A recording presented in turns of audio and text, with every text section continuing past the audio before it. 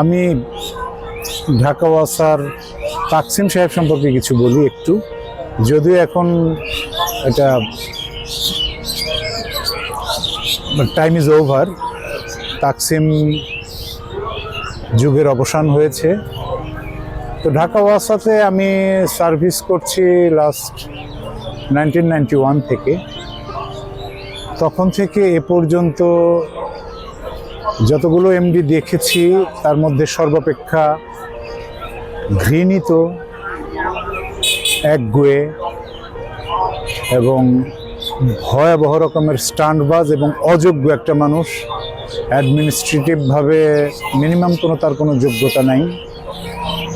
তার নিয়োগ সম্পর্কে অনেক রকমের প্রশ্ন ছিল, আমিও যতটুকু দেখেছি তার সঙ্গে কথা বলে জেনেছি।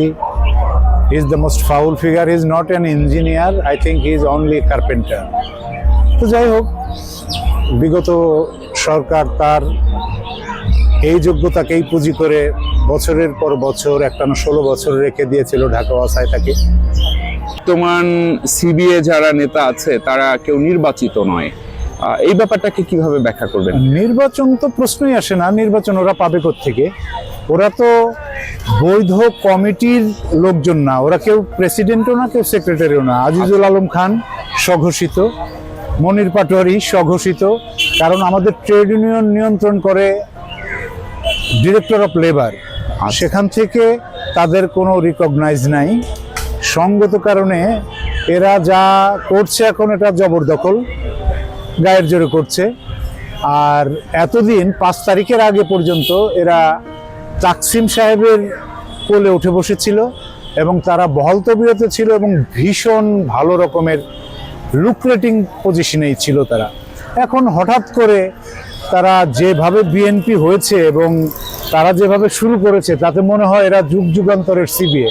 ট্রেড ইউনিয়ন এবং সিবিএ এক কথা নয়, তারা একটা জাতীয়তাবাদী শ্রমিক দলের ব্যানারে তাদের একটা ট্রেড ইউনিয়নের নাম্বার আছে, সেই নাম্বারে তারা রাজনীতি করছে ইদানিং। এ পর্যন্ত এর আগে এরা সক্রিয় ছিল না। এরা তাকসিম সাহেবের, এই আজিজ সাহেব বলেছিল আল্লাহর পরেই নাকি তাকসিমের স্থান, অথচ এখন সে ভয়াবহ জিয়ার সৈনিক হয়ে গেছে। আর সিবিএর অ্যাকচুয়াল প্রেসিডেন্ট হচ্ছে আমি। 17 সাল থেকে তাকসিম আমাকে ঢুকতে দেয় নাই। ওই ইঞ্জিনিয়ার নামের, আপনি কি স্বতন্ত্র ভোটে স্বতন্ত্র প্রার্থী হিসেবে দাঁড়িয়েছিলেন? ইয়েস, সিবিএর নির্বাচনে তখন হাফিজ সাহেবকে পরাজিত করে আমি প্রেসিডেন্ট নির্বাচিত হয়েছিলাম, কিন্তু তাকসিম সাহেব আমাকে ঢাকা ওয়াসাতে এন্টার করতে দেয় নাই। আমাকে তখন থেকে সাসপেন্ড করে রেখেছে। যেদিন আমি নির্বাচিত হয়েছিলাম তারপর থেকে আমাকে সাসপেন্ড করে রেখেছে। আর এখন বর্তমান এমডি যিনি এসছেন, ওনার ভূমিকা নিয়ে আমি ভীষণ আশ্চর্য হয়েছি। ওনার সঙ্গে আমি 3 বার দেখা করেছি এবং বলেছিলাম যে আমি জাস্টিস চাই। উনি কী ধরনের জাস্টিস করলেন আমি জানি না।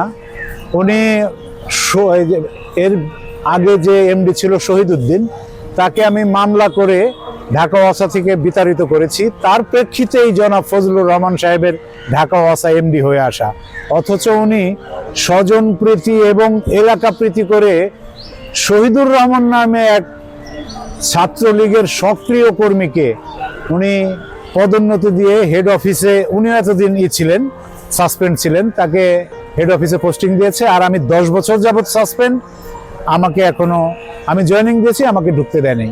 এই হচ্ছেন ওনার জাস্টিসের নমুনা। আপনি কি আইনি কোনো পদক্ষেপ নিয়েছিলেন? নিয়েছি, আমার কোর্ট আদেশ আছে। কোর্ট আদেশ ওনারা যথারীতি থোড়াই পরোয়া করছেন সকলে মিলে। তাহলে এখানে কি কোর্ট অবমাননা হচ্ছে না, বা আপনি কি পরবর্তীতে কোর্টকে জানিয়েছিলেন? আমি কোর্টকে জানিয়েছি। পরবর্তীতে ওই তাকসিম সাহেবের আমলে নেয়া একটা হয়েছে, আমার এই রায়ের বিরুদ্ধে আবার আপিল করেছে, যেটা একেবারেই আপিল এ পর্যন্ত 3 বার আপিল করেছিল, 3 বার হেরে গেছে, আবারও আপিল করেছে সে। বুঝলাম না বিষয়টা, শুধুই আমাকে আটকে রাখার পায়তারা, আর কিছু না। এবং কি কারণে আমাকে আটকে রাখছে এটা আমি জানি না। সিবিএর অ্যাক্টিভিটিস করতে দেবে না বলেই, কারণ বর্তমানে যারা আছে এরা তো সিবিএর কেউ না। আপনি এই যে ট্রেড ইউনিয়ন নিয়ন্ত্রণকারী প্রতিষ্ঠান ডিরেক্টর অফ লেবার ডিভিশনে যান, তাদের কোনো কমিটি নেই। প্রেসিডেন্ট সেক্রেটারি হিসেবে যারা আছেন তাদের কোনো নাম ঠিকানা যদি দেখাতে পারে, আমি রাইট নাও রিজাইন করবো এবং ঢাকা ওয়াসাতে কখনো যাব না। আমি অ্যাকচুয়ালি চাই ঢাকা ওয়াসা তাকসিম সাহেবের আমলে যেভাবে চলেছে সেভাবে যেন না চলে, অ্যাটলিস্ট সম অধিকারের ভিত্তিতে যেন চলে। আর এই ভুয়া সিবিএ নামধারী ভুয়া প্রেসিডেন্ট সেক্রেটারি এদের অপসারণ হোক, এদের বিচার চাই। এরা যেভাবে ঢাকা ওয়াসা হচ্ছে কি point installation, I mean KPI, গুরুত্বপূর্ণ স্থাপনা এই দেশের, এখানে আউটসোর্সিং নিয়োগ নিষিদ্ধ। ওরা ঢুকেই আউটসোর্সিং নিয়োগ দিয়েছে। তারপরে শুধুই রেভিনিউতে যাওয়ার জন্য উনি নিজেও রেভিনিউতে গিয়েছেন, ওনার ছেলেকে দিয়েছেন, ওনার শালাকে দিয়েছেন, ওনার অনেক আত্মীয় স্বজনকে দিয়েছেন। এই যে ব্যাপার, এই বিষয়গুলো যেন না থাকে।